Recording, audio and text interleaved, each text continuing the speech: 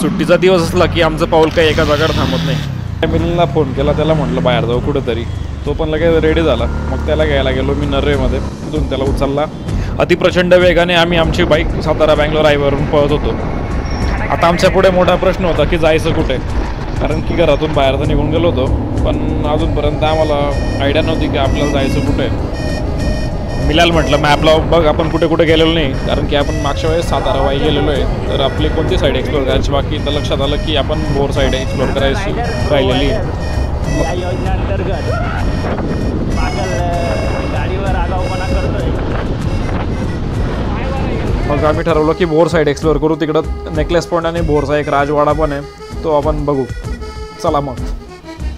आपला काळा घोडा पल्सर 150cc 2007 मॉडेल या रस्त्यांवर आपली एक वेगळी छाप सोडत होता.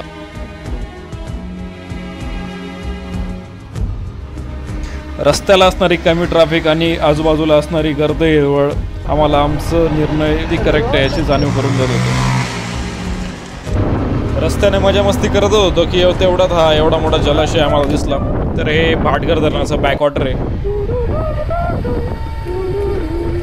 ब्रिटिशकालीन असलेलं हे भाटघर धरण 1927 साली बांधण्यात आलं होतं आणि याची उंची आहे साधारणतः 58 मीटर.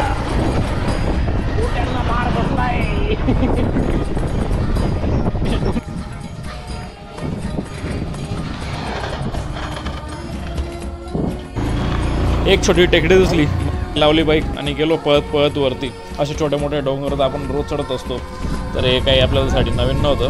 तर गेलो पळत पळत चढलो आणि वरून या परिसराचा थोडासा अंदाज घ्यायचा ठरवला. इथून काय आमचा पाय निघत नव्हता, पण आमच्याकडे वेळेचं लिमिटेशन होतं. तर पुढचं डेस्टिनेशन पण आम्हाला कव्हर करायचं होतं. तर आपल्या काळ्या घोड्याला मार्गस्थ केलेलं आहे आपण नेकलेस पॉईंटकडे. तर ही वाटेत लागणारी छोटी छोटी गावं आपल्याला एक वेगळाच फील देतात. तर ही गावं तुडवत तुडवत आपण येऊन पोचतो शेवटी आपल्या फर्स्ट डेस्टिनेशनकडे, नेकलेस पॉईंट. तर हा आहे नेकलेस पॉईंट, जो एका नेकलेसच्या आकाराचा तुम्हाला नदी वाहताना दिसते, त्यालाच नेकलेस पॉईंट म्हणतात. आणि तो पाहून आपण आता आपल्या पुढच्या ठिकाणाकडे निघतोय, तो म्हणजे भोर येथील राजवाडा.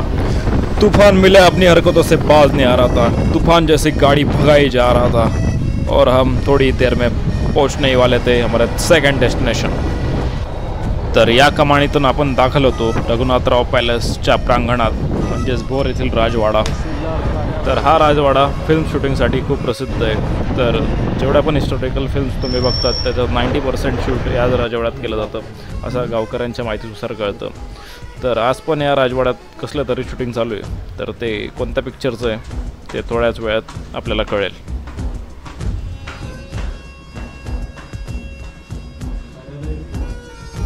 1869 साली बांधण्यात आलेला हा राजवाडा त्याच्या भक्कमतेची साक्ष आपल्याला आजही देतोय.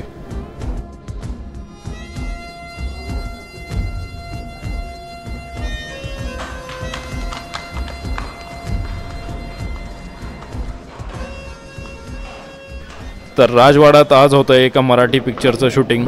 त्या पिक्चरचं नाव आहे स्वरगंधर्व सुधीर फडके.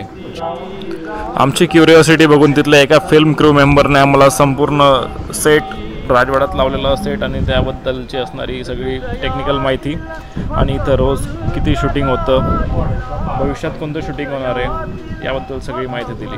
आणि एवढं सगळं बघून आम्ही आमचा प्रवास थांबवला आणि आम्ही आता परत जायला निघालोय.